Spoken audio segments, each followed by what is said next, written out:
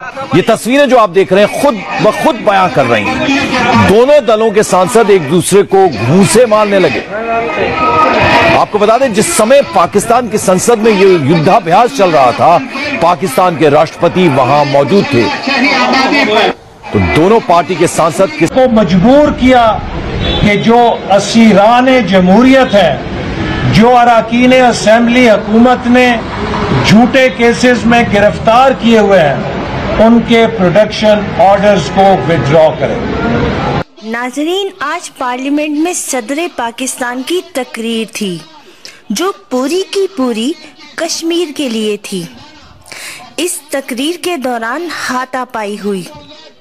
اس اجلاس میں سعودی سفارتکار مہمان کے طور پر موجود تھے۔ دنیا کی نظریں اسی اجلاس پہ تھی۔ دوست دشمن سبھی دیکھ رہے تھے، لیکن دیکھتے ہی دیکھتے اجلاس بدترین ہنگامے کا منظر پیش کرنے لگا۔ ڈیمانڈ بس ایک ہی تھی کہ چوروں کو رہا کرو۔ عمران خان پہ حملہ کرنے کی پوری کوشش کی گئی۔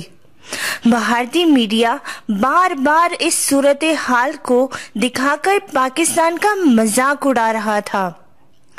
احسن اقبال کے کلپ کو بھارت میں بہت پذیرائی ملی۔ کہنے کو تو بہت کچھ ہے، لیکن بول بول کر اور لکھ لکھ کر زبان اور ہاتھ دونوں تھک چکے ہیں، لیکن کوئی فائدہ نظر نہیں آیا۔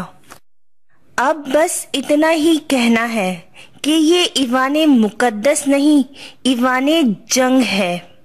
میری طرف سے غرق ہو یہ بھی اور اس میں بیٹھنے والے بھی۔